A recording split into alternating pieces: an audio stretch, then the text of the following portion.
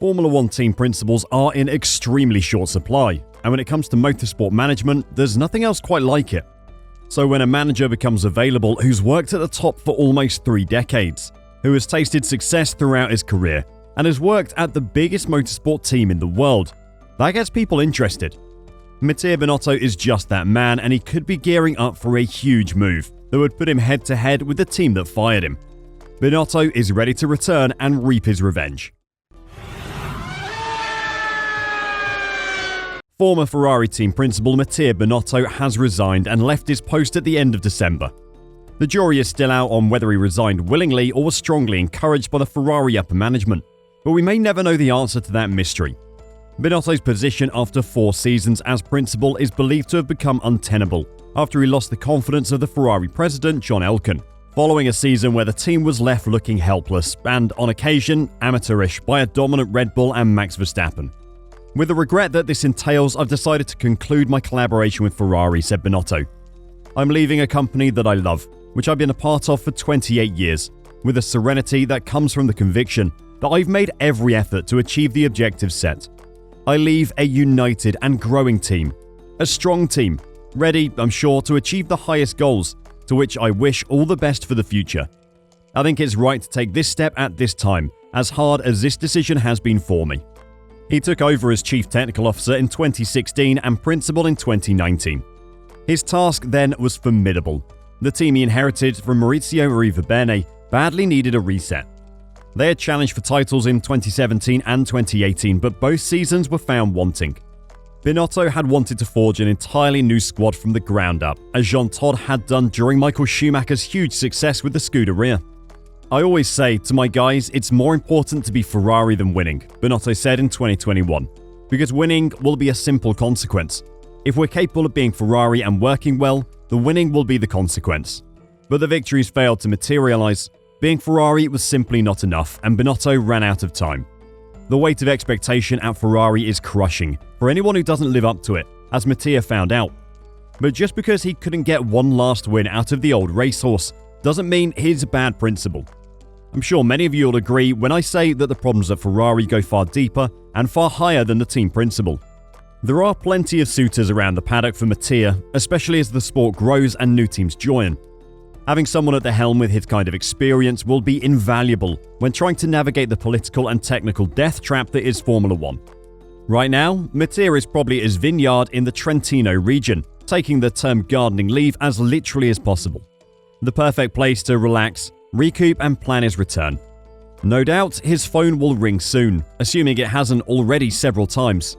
Substantial offers will come his way from within Formula One and probably elsewhere as well. But let's look at some of his options within the sport. Binotto is an excellent engineer and a proven top manager. Skills are vital to launching a successful Formula One team. Who needs those skills the most though? Probably the team joining the sport in 2026, Audi. The German team will enter Formula One itself in 2026 and clearly needs an experienced manager with technical and general management skills to guide the project. Getting a team principal on board early will be vital to the success of the team. I know ex-McLaren manager Andreas Seidel has just moved to the Sauber team that Audi will take over in 2026. But if they could choose between the two, there is one obvious winner. McLaren's progress has been non-existent under Seidel's leadership.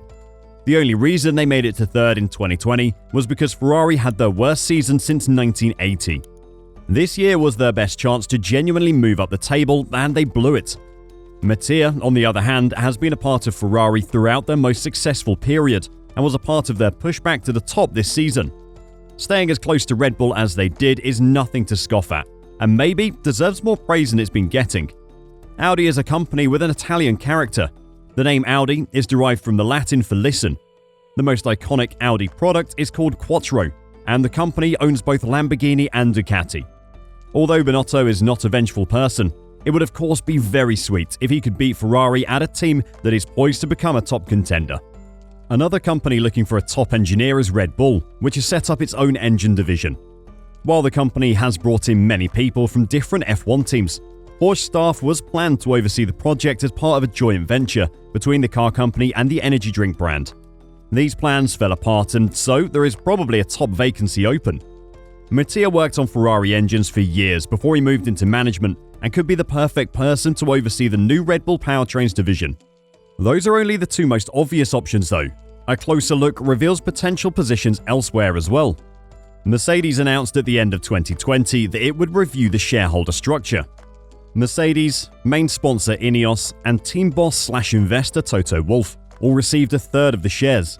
At the time of the announcement, it was said that Toto would continue in his role as CEO and team principal for at least another 3 years.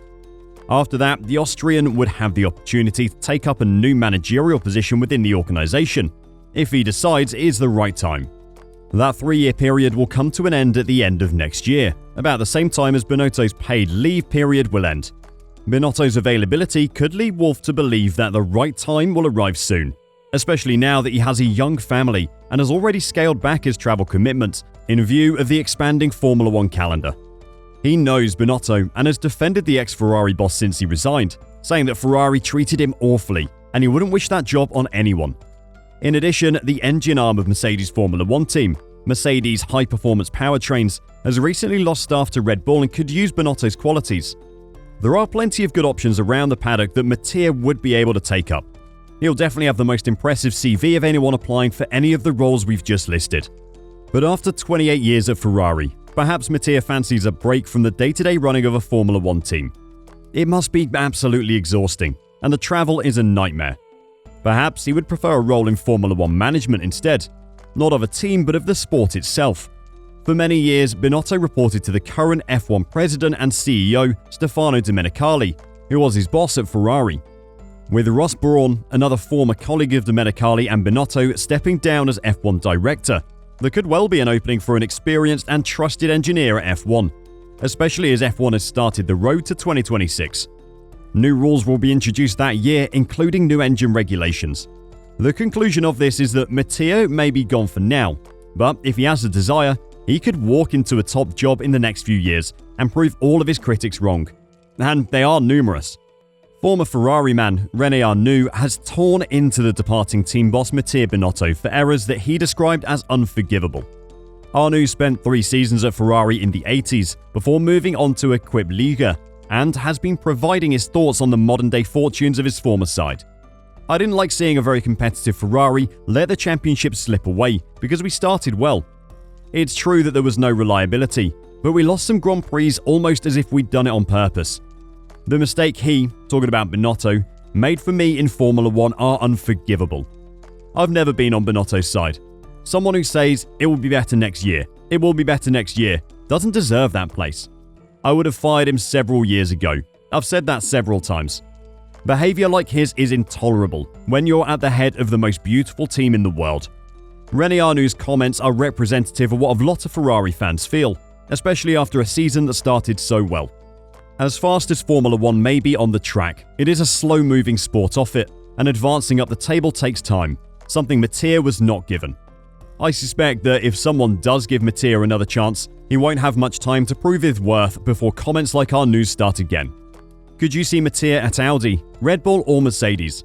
Or do you think he should call it quits and just relax on his vineyard for a while? Let us know your thoughts in the comments below, and until next time, drive safe and bye for now.